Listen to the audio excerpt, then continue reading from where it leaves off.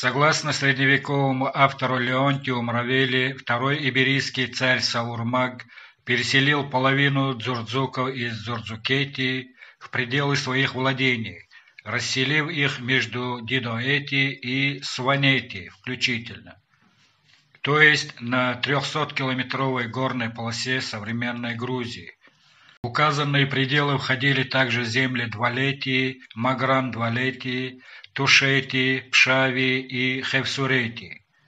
Как пишет Гамракели, в данном повествовании важным для нас моментом является признание населения высокогорной зоны Центрального Кавказа этнически принадлежащим к дзурдзукам.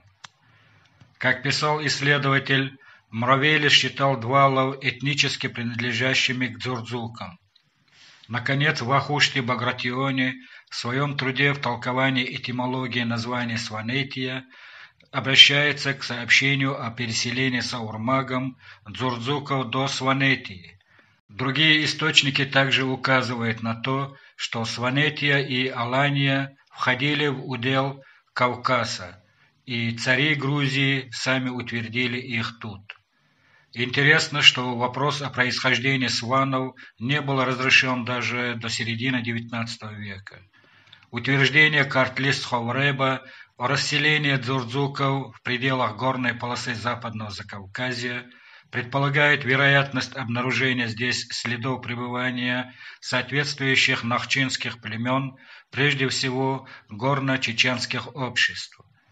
В связи со сказанным интересны сведения, касающиеся происхождения и быта сванов. Согласно Бакрадзе, сваны не похожи на своих соседей, но более близки по внешности к теулам, хевсурам и пшавам. Сван, как сообщает автор, больше обращает внимание на оружие, которое холит и чистит, которое состоит из ружья, пистолета и кинжала, очень редко из шашки, которое ценит дорого, в 50-60 быков, иное ружье. При этом сваны смутно осознают свою одноплеменность с грузинами. Сами себя они называют шан, Сванетию – шванар, картвелов – киарт, а мингрелов – одиш или зан. Древнее название сванов – соны. По мнению некоторых авторов, название это образовалось от мингрельского чани, экзонима, которым они именуют лазов, тогда как сами сваны называют занами мингрелов. Что же касается названия Сванетии, то оно, по утверждению Бакрадзе, якобы происходит от грузинского слова «сванетии», то есть «убежище». Со времен Георгия III, отца царицы Тамары, Сванетия представляла собой одно из 7 эриставств Грузии. Согласно грузинской исторической традиции, ее легендарной части, впервые Сванетия упоминается при царе Фарнавазе, III век до нашей эры, который назначил своего зятя Куджу эриставом Эгрисии и Сванетии. Христианство по тем же легендарным источникам проникает при апостоле Андрее, явившемся в Сванетию после Месхии и Абхазии Симоном Капенитом и учеником Мататой. Однако по факту христианство возникает здесь лишь со времен Тамары, хотя уже в XIX веке сваны не понимали главных догматов религии и ограничивались совершением одних только наружных обрядов и почитанием некоторых святых. В римских источниках сваны упоминаются в V-VI веках во время войны римлян и персов за Лазийку. Сваны жили близ Диоскурии и занимали верхние части Кавказа, были сильны и воинственны, имели своего царя и войско из 300 человек, могли, как их уверили, выставить до 200 тысяч воинов. При этом руководителем соанов был наместник, определяемый царем Колхиды. Бакрадзе полагает, что соанами римлян были не только сваны, но и их соседние племена, поскольку ни по географическому положению, ни по численности они не могли в одиночку выставить 200 тысяч воинов.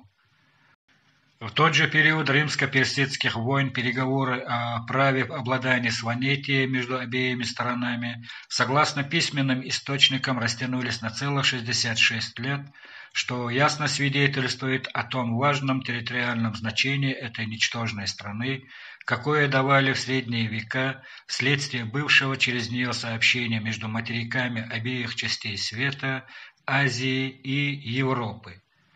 К концу VIII века Сванетия делается отдельным эриставством. Уже к XII-XIII векам сваны играют важную роль в судьбе картлийских монархов. При Давиде Строителе они составляют авангард, а Тамара и Русудан находят в Сванетии пристанище и убежище. По крайней мере, Тамара имеет в этой стране частое пребывание, и об ней можно слышать и теперь много легенд. В конце XIV века даже устраивает ограбление Кутаиса, после чего Сванетию передают фамилии Геловани, которая управляет ею вплоть до XIX века. Однако при Гелованах Сванетия становится все более и более независимой. В конце концов, Верхняя Вольная Сванетия изгоняет Гелованов, обретая полную свободу. Весьма примечательно, что сваны ничего не помнили о своих правителях до времен Тамары, даже в XIX веке. Тамара была известна им, помимо имени собственного, под титулом Сакейсро, то есть Кесарь или Цезарь. По утверждению сванов, Тамара часто гостила в Сванетии, любила ее и проводила время, строила церкви, снабжая их богатыми иконами. Хотя традиция и приписывает распространение христианства в Сванетии апостолу Андрею, как об этом было сказано, однако в реальности оно утвердилось здесь во время царствования грузинской царевны Тамары, которая, посылая туда миссионеров, надеялась с помощью учения Христа воздвигнуть гражданское устройство страны на прочных основах. Тот же факт, что сразу с распадом грузинского царства сваны допустили вкрасться в свои нравы все те варварские обычаи, от которых благодаря Тамаре были избавлены, а христианство было поколеблено, указывает на прямое искусственное поддержание христианства за счет физического присутствия грузинской церкви. Замечательно, что вольные сваны считали себя свободными со времен все той же царицы Тамары. Более того, как сообщает источник XIX века, местные предания восходят до времен знаменитой царицы Тамары, имя коей находится там в таком же уважении, как и в прочих частях Закавказья. Факт этот весьма примечателен и, по-видимому, требует отдельного исследования. Во всей Сванетии, кроме обществ Эли и Адыша, много церквей, у которых имеются колокола греческого, латинского и грузинского изделий. При этом, как сообщает Бакрадзе, в Кальском обществе вы видите рукописное греческое Евангелие, Бог знает, откуда сюда занесенное.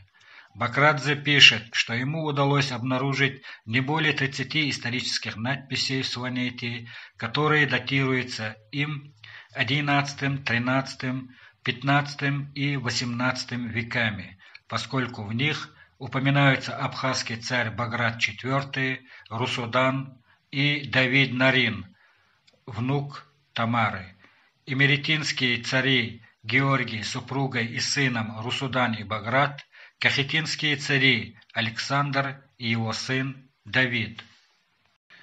Из числа Евангелий пишет автор 3 переписанные при Баграте IV, именно одно в 1033, другое в 1048, третье же, хотя без Короникона, но относится к той же эпохе, как показывает приписка, четвертое переписано в 13 статье при Давиде Нарине.